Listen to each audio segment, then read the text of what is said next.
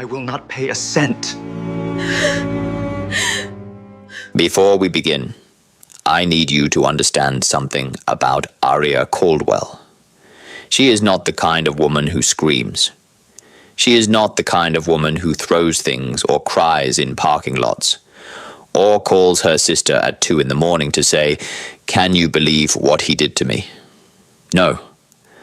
Aria Caldwell is the kind of woman who sits perfectly still and counts.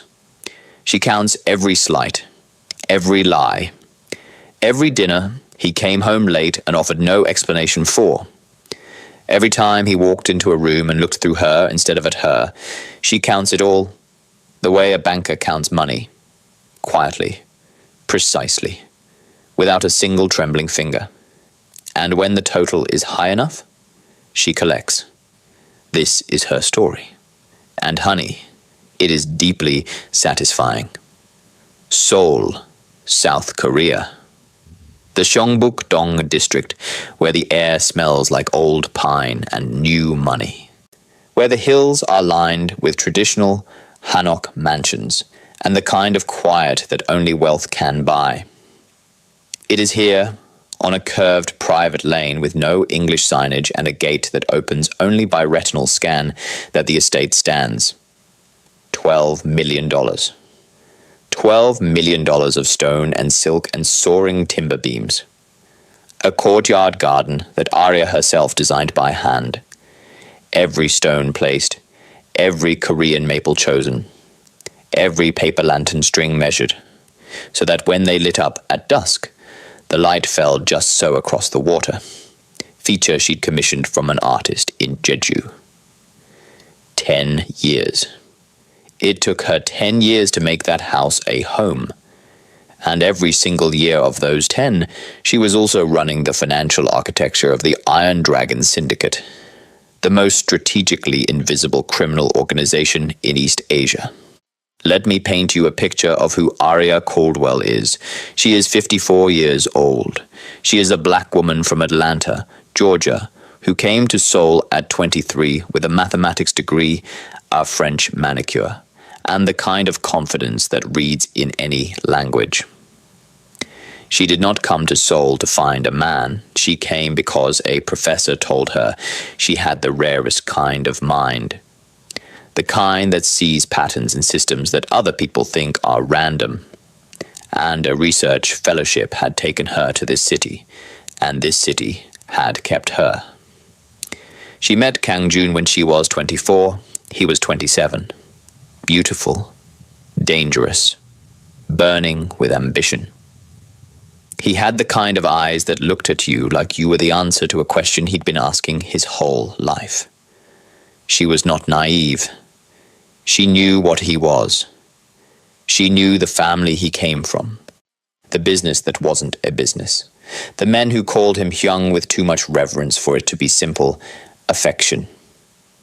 She knew, and she chose him anyway, because Aria Caldwell has never in her life run from anything complicated.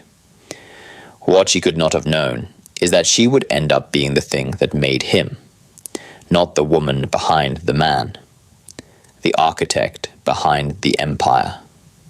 She built the financial infrastructure of the Iron Dragon Syndicate from the ground up.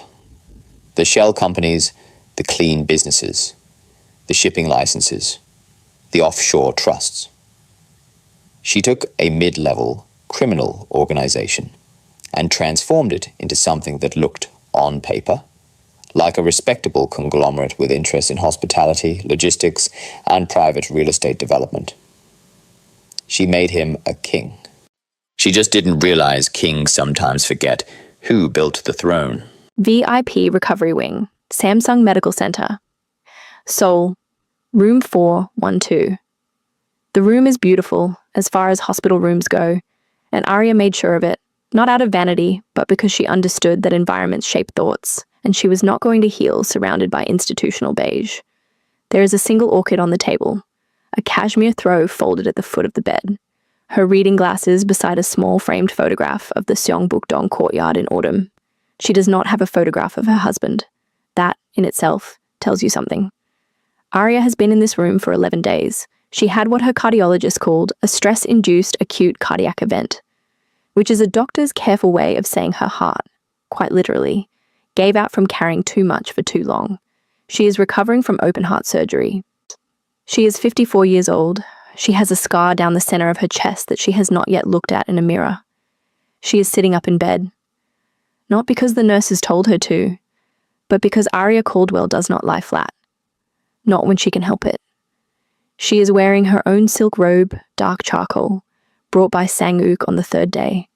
Her natural hair is pulled back with a wide satin headband, the color of deep plum. Even here, even after the surgery and the tubes and 12 days of institutional food, she looks like a woman who is choosing to be in this bed, like a queen who decided to rest, not one who was knocked down. She is reading. Financial reports, actually. Her second-in-command sends encrypted files to her tablet every morning because the syndicate does not stop for cardiac events and Aria does not stop for anything. That is when the door opens. She does not look up immediately. She finishes her sentence first. Then she looks up. And there he is. Kang Jun. 57 years old, still wearing his authority like a second skin. The broad shoulders, the steel grey suit, the silver that has moved through his hair since his early 50s and made him look not older, but somehow more formidable. He is still, by any objective measure, a striking man. He is also not alone. She is 29. Her name is Gia. She is the kind of beautiful that requires considerable maintenance and considerable confidence to stand in a hospital room next to a recovering woman and look straight ahead. Her hair is long, immaculate. Her coat is camel-colored and expensive. And around her neck, Aria stops. Her eyes do not widen. They do not fill. They simply still. Around Gia's neck are Aria's grandmother's pearls. A 3-strand vintage set, hand-knotted, brought over from Atlanta in a velvet pouch that Aria's mother pressed into her hands at the airport 30 years ago, with the words, "These are for the woman you're going to become, baby. Don't let anybody tell you you didn't earn them." Around this woman's neck, in this hospital room. On this day, Aria sets down her tablet. She folds her hands in her lap, and she waits. Kang Jun does not sit down. She notices that immediately. He stands at a distance not far enough to be near the door, not close enough to be at the bedside. He stands in the middle of the room with the posture of a man who has rehearsed this, and the energy of a man pretending he hasn't. He says her name once. Aria. She says nothing. He clears his throat. And then, because Kang Jun has never been able to tolerate silence, he didn't create. He speaks. He tells her he's thought about this carefully. He tells her the medical bills are significant. He tells her the syndicate's resources are not unlimited, and her condition, the surgery, the recovery, the projected months of follow-up care, represents a financial burden he can no longer underwrite. He uses the word financial burden to describe his wife's heart surgery. Aria breathes in through her nose, slowly, evenly, the same breath she uses at a negotiating table. Then he says the sentence, the one that will cost him everything. "I won't pay a cent for a heart that's already broken." The room is very quiet. Gia, to whatever credit she has, does not smile, but she doesn't look away either. She says. Aria looks at her husband for a long moment. She is thinking many things. She is thinking about the day she restructured the syndicate's entire shipping portfolio and saved him $3 million in one afternoon. She is thinking about the night in Busan, 22 years ago, when a rival family sent 4 men to their hotel, and she was the one who got them out through a service corridor she'd memorized on the way in. Just in case. Because Aria always plans for just in case. She is thinking about the deed to the Seongbuk-dong estate. She is thinking about a very great many things, but what she says is nothing. She picks up her tablet. She goes back to reading. He waits for an explosion. For tears. For something. He has known this woman for 30 years, and he knows she is not made of ice. She is made of fire, and he is waiting for the fire. It doesn't come, and somehow that is worse. "The decision is final," he says. Then he and Gia leave. The door closes behind them with a quiet, expensive click. Aria sits in the silence for exactly 60 seconds. Then she picks up her phone and dials Mr. Choi. Mr. Choi has been Arya's attorney for 18 years. He is 71 years old.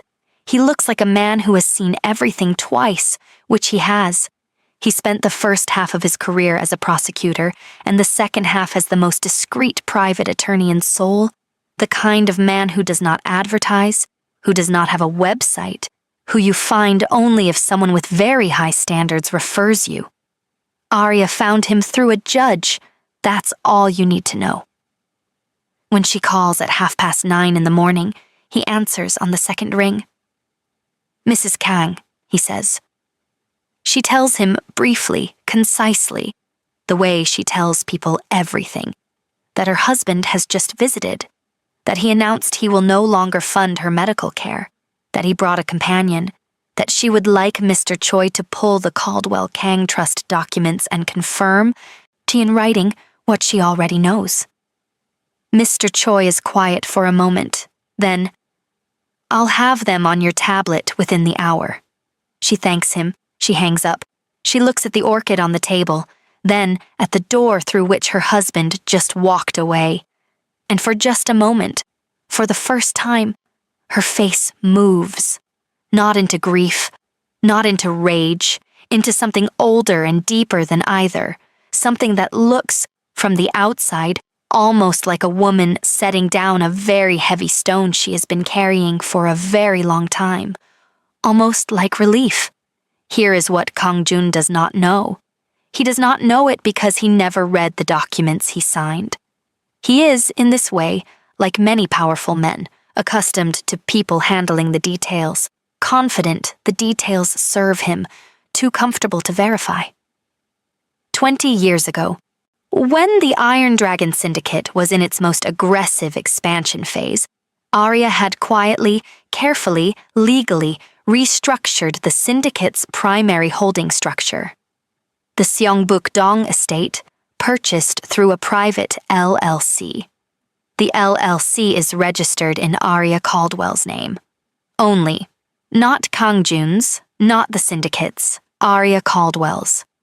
The Iron Dragon's main shipping licenses, the ones that move approximately 60% of the syndicate's legitimate revenue, the financial backbone of the entire operation, those are held through the Caldwell-Kang Offshore Trust. This requires 2 signatures to modify, or 1 if the other trustee is incapacitated, or 1 if the trust deed's governing clause is invoked by the primary trustee, which is Arya, which has always been Arya. She had told Kang Jun this once, early on. She explained the structure clearly, thoroughly with diagrams, because Arya always explains things with diagrams. He had nodded. He had said, "You handle it. You're better at this than I am." Then he went back to being the face of the organization while she ran the bones of it. She had not hidden this from him. She had simply relied on his confidence, his arrogance, his absolute certainty that nothing could touch him, to make him careless. And careless men, Arya knows, are the easiest kind to check. The documents arrive on her tablet at 10:47 a.m. She reads through them, nods once, then she sends Mr. Choi a reply. 4 words: begin the Caldwell Protocol. At 7 o'clock in the evening, Arya is watching the news. She does this every night, not out of habit, but out of vigilance. She has always said the news tells you 2 things: what the public knows and what someone wants the public to know. Both are useful. Tonight, the lead entertainment segment features the annual Hangang Cultural Gala, one of Seoul's most photographed social occasions. The guest list is long and luminous, and there, on her hospital television screen, standing under the chandeliers of the Grand Hyatt Seoul in a charcoal tuxedo, Kang Jun. He is laughing. He looks relaxed. He looks like a man who did not spend this morning informing his post-operative wife that her life is a line item he no longer wishes to fund. He looks, frankly, like a man having the time of his life. Jia is beside him in a champagne gown. Her hair is up. The pearls are still around her neck. The camera catches them both clearly as they walk the arrival line. Sand, the reporter, says something about the Iron Dragon Group's CEO and his companion. And Kong Jun smiles for the camera with the full confidence of a man who believes he has already won. Arya watches all of it. She does not turn off the television. She watches until the segment ends and the news moves on to something about the subway system. Then she picks up the burner phone that was delivered to her room that afternoon. She dials one number. It rings once. A voice answers. Queen. Just that word. Low. Respectful. Firm. The voice of a man who has been waiting for this call. Arya says, I saw the pearls. A pause. Then, I know, I'm sorry. Don't be sorry, she says. Be ready. Sang-uk arrives at 11 that night. He does not come through the front entrance. He has not come through the front entrance of any building in 25 years. Old habits do not retire. He comes through the service corridor, past the laundry room, up the back stairwell, and presents himself at the door of room 412, as quietly as a man of his size. And history can present himself anywhere. He is 53 years old. He has the kind of face that tells you exactly what kind of life he has lived. Not frightening, but weighted. He carries 20 years of loyalty in his eyes and something that might be grief in the set of his jaw. He pulls a chair to Arya's bedside and sits in it like a soldier at the bedside of a general. He does not speak first. He waits. She looks at him for a long time. This man who has stood outside her door for 2 decades, who tasted food from unknown caterers before she did, who drove her children to school on elevated threat days and said nothing to anyone because she asked him to say nothing, who called her queen, not as a title, not as flattery, but as a statement of fact, because Sang-uk has always understood this organization's true hierarchy far more accurately than the man who calls himself its king. She says, How many? He says, All of them. She blinks once. All of them, Sang-uk. Every man you personally vetted, every security detail you built from scratch, every logistics coordinator who knows the shipping routes, every accountant in the Caldwell division. He pauses. They know who put the food on their table. They know whose mind built the system they work inside. And they are not going to pretend otherwise because he brought a young woman to a gala. Arya is quiet. Then, he moved her into the house today. Sang-uk's jaw tightens. Just barely. I know. She was wearing my grandmother's pearls. The muscle in his jaw moves again. He is a man who has seen many forms of violence and does not flinch from them. But this particular kind of disrespect, lands somewhere in him that violence never reached. Arya C., he says, using her name for the first time in perhaps 3 years, because he does not use names lightly. I want you to know something. She waits. In 30 years, I have watched you build every wall of that organization. I have watched you shield him when he was reckless. I have watched you absorb losses that should have broken you and restructure them into gains. And I have watched you do things. Brilliant, quiet, unacknowledged things that kept the Iron Dragon alive when it should have died. He pauses. And I want you to know that not a single man who watched you do those things has forgotten.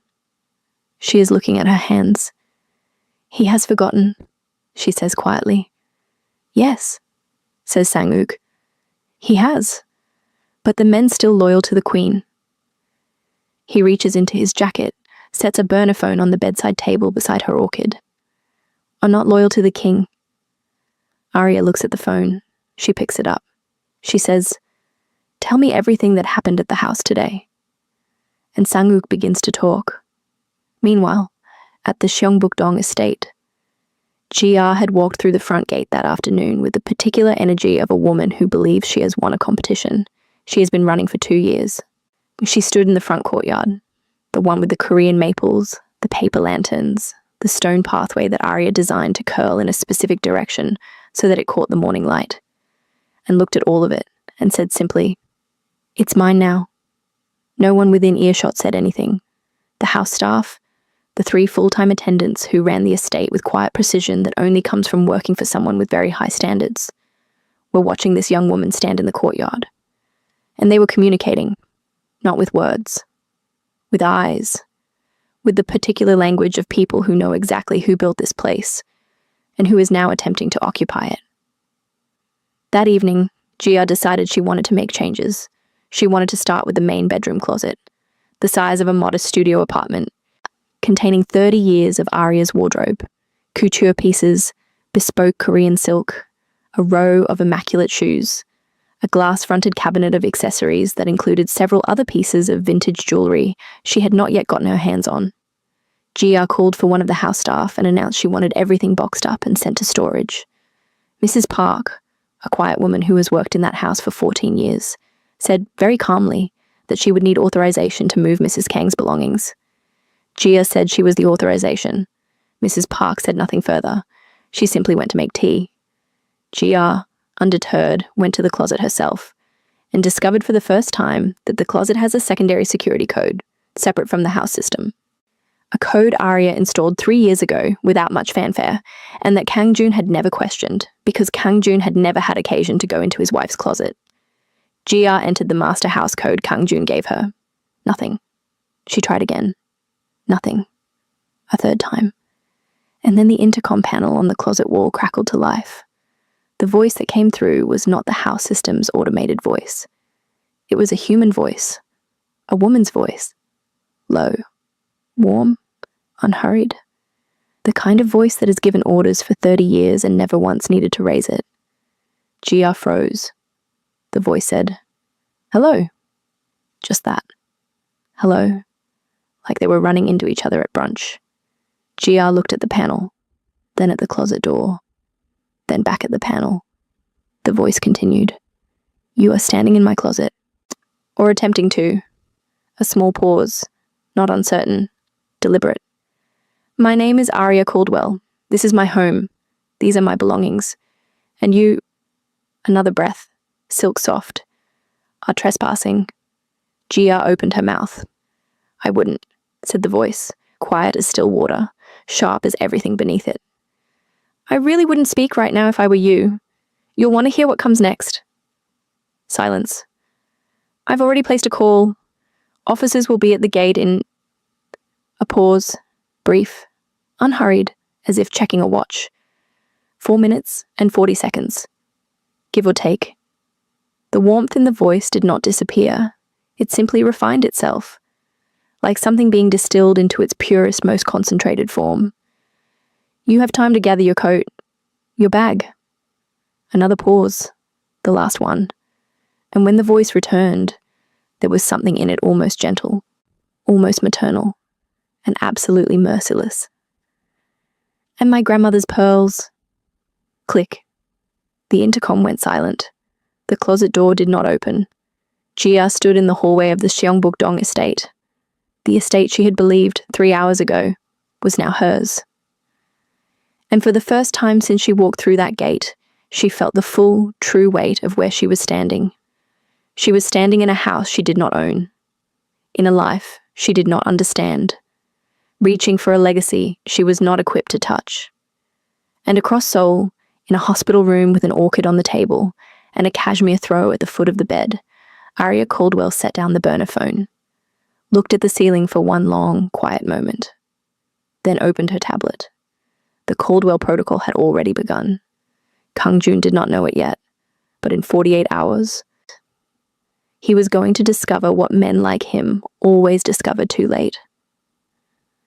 That the woman he had dismissed, the woman he had left bedridden, the woman whose heart he had insulted while she was still healing from surgery, had not been powerless.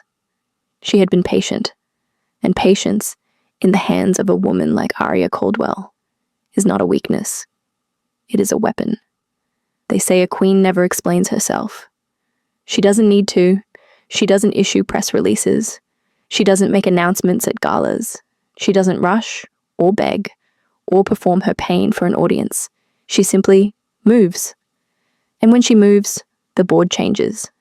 Aria Caldwell spent 30 years building an empire and 14 years building a home, and she did it all with the kind of steady, brilliant, yet dignified grace that men like Kang Jun take for granted until the exact moment it is withdrawn.